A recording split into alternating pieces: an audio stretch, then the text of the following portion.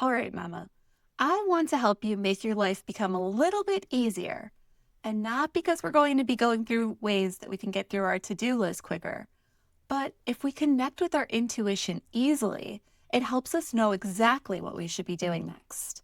Even better, our intuition can help us know which to do items need to be done and what can be completely removed, allowing us to get time back.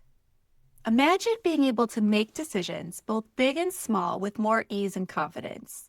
You wake up and know what to wear, what to eat, or how to spend that rare pocket of free time. And when the big stuff comes along, like whether to take a new job, to move cities, or end something that's no longer working, you're not stuck overthinking or second guessing. You can feel calm and clear about your decisions. And you can listen to that relaxed voice inside you that says, "This is the way." That's the power of our intuition. It's not some mystical gift reserved for special spiritual people. It's something that we all have. And when we learn to access it and trust it, life gets lighter, simpler, and more aligned. We start to love our lives and know that we're in the right place at the right time. But tuning into that intuitive knowing isn't always easy for most of us. We've been trained to override it, to look outside of ourselves for answers, make pro and con lists instead of listening inside of us. And that's where human design can help us. Your human design chart actually shows you how your intuition speaks to you. It's a map of your inner wisdom and how it works, so you can stop doubting and start trusting yourself again. In today's episode, we're going to dive into how your defined centers in human design can help you understand and trust your intuition so you can stop getting stuck in your head and start making choices that feel really right for you. Whether it's what you do with your afternoon or which direction you're going to take your life next, your intuition is speaking. So let's figure out how you can best hear it. But let's begin with what intuition really is. At its core, intuition is an inner knowing. It's that quiet nudge or a subtle feeling that comes without needing all of the facts. But the world we live in teaches us to push that aside. We're conditioned to look outside of ourselves instead. We like to ask our friends, or do research, or make pros and cons lists so that our brains can finally decide. Or suppose we just can't make up our mind. In that case, we don't take any action, we don't do anything, and essentially we're just choosing not to rock the boat by making any potentially positive changes in our lives. Instead, we stay where we are because it's easier to not trust our intuition or take that leap. The reality is we've completely lost touch with or learned to completely ignore the clear guidance that we're all born with. And what happens if we ignore our intuition? We usually end up making decisions that feel a little off. Maybe they check all of the boxes on paper, but something inside of us feels drained, disconnected, or like our choice is just plain wrong. And this is where human design becomes so powerful. Your chart shows you where your intuition lives. Defined centers are the places in your chart where you have consistent energy and inner knowing. These are the shapes in your chart that are colored in. They're your natural strengths, and they often hold the key to how your intuition speaks to you. You might have listened to my earlier episode where I talked about the different types of intuitive gifts. You could have clairvoyance, claircognizance, clairsentience, or clairaudience. And these tell us how our intuition talks to us, either through pictures, a knowing, a feeling, or words. How we get our messages is different for everybody, and you might switch between all four of those at different times. But with human design, we can also get an idea of how we get clarity when asking for advice from our intuition. Think of your centers as different methods that your intuition uses to speak to you, and each one has its own different type of language.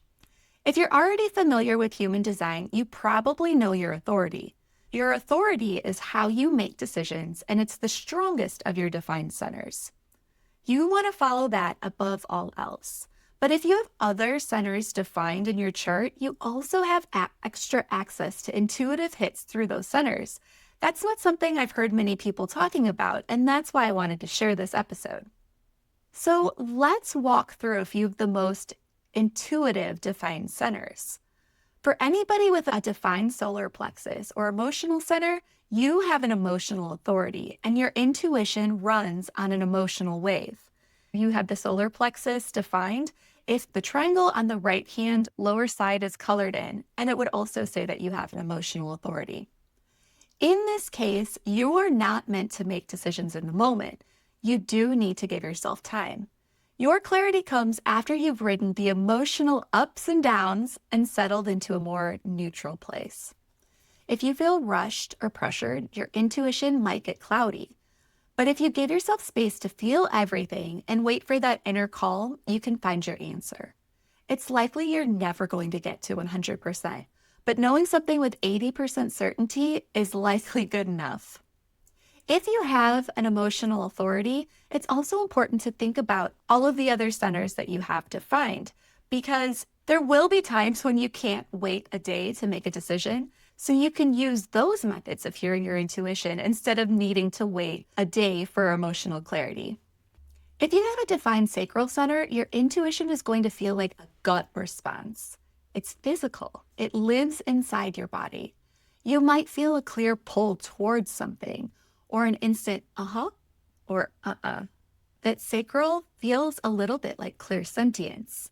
It's more of a feeling rather than words. You can have an instinctive response that's either a full-bodied yes or a full-bodied no. It happens quickly, and the more that you practice asking yourself yes or no questions, the better you get at recognizing it. I can ask myself a yes or no question, and my sacral immediately tells me whether it's a yes or no based on how expanded my gut feels. When something is a yes, I feel light and expanded, and like all of my energy is spreading out. It's like I'm made out of an energetic air, and I can take up a whole bunch of space. But when it's a no, there's just a clenching feeling inside of my gut. If your spleen center is defined, your intuition comes in as a whisper. And so the spleen center is the triangle on the left-hand side of the chart. Information from your spleen center comes as a quiet nudge in the moment, and it's here and gone before your brain can even think about it. It's the kind of guidance that doesn't make sense logically. It's really subtle and it's immediate. The key here is to start trusting those first impressions. That quick thought that says, go this way or don't do that. You would need to do that before fear or doubt, or just second guessing yourself kicks in. Unlike the sacral, which shows up as a feeling, a defined spleen can give you information in a lot of different forms. You might hear words and experience clairaudience. You might sense something is right or wrong for you, which would be more of a feeling, so it would be clairsentience. You might hear words and experience clairaudience. The key here is that it's immediate and quick. It's also the quietest of the centers. So to connect with your splenic intuition, you might need to practice being in stillness to be able to recognize it because it can be so quiet. And if you aren't by yourself, it could be very easy to miss. Next, if your authority is tied to your ego center being defined, your authority is tuned into your willpower. This means that your heart is actually meant to pull you in the direction of the decisions that are right for you. It's tied to your desire to do something and your motivation to do it. If your heart is telling you something is for you, you can make it happen. And if your authority isn't tuned into your willpower, but your ego center is defined, and that is the small triangle towards the middle of your chart, you might feel this too. Sometimes you might feel selfish if you're making your decisions based on your heart's desires, but that's your intuition talking to you. What your heart wants is what your intuition wants, and so we need to listen to that. Next is the identity center. The identity center is right in the middle of your chart. Your intuition from here is like an internal compass if your identity center is defined. It pulls you to what feels aligned for you. You might not always have a logical reason, but you'll just have a sense that this is the right direction or this decision feels like home. You'll feel when you're in the right place or when you're not. This sense of alignment is your intuitive compass, and the more you follow it, the more magnetic your path becomes. And this one really is more of a clairsentience usually, because it really is a feeling of being in the right place for you. The last center related to our intuition is a defined ajna center. So that's the second triangle from the top. And if you have a defined ajna center, your intuition can show up as mental clarity or sudden insight. This could be one of the most challenging ways to know whether you're hearing from your intuition and not your mind, because it often appears as thoughts. But your defined ajna helps you be naturally tuned to patterns and ideas. And so you might just know things. This is where clear cognizance comes from. It's not the same as overthinking or trying to think your way into the right answer. Instead, you just need to trust those flashes of insights that come through when you're not trying to force them. You might just get a flash of knowing about something at the most random time. In this case, you're more likely hearing from the intuition of your defined ajna. Pay attention to those aha moments and how often they're right, even if you can't explain why. If you're reading your clear cognizance correctly, you might be right more often than you'd think. The beauty of human design is that it doesn't just show you that you're intuitive, because everybody is. It's a good tool to show you how your intuition is actually talking to you. And when you start noticing where your intuition is talking to you and where it lives in your chart, you can stop looking outside of yourself for answers. You start coming back to your own inner wisdom. The more you practice it, the easier it becomes. So if you want to connect more deeply to your intuition, start by focusing on your authority and your defined centers. Our intuition lives in those defined centers, and it becomes easier to hear when we know where and how to listen. You don't need a big mystical experience like a Kundalini awakening to talk to your intuition.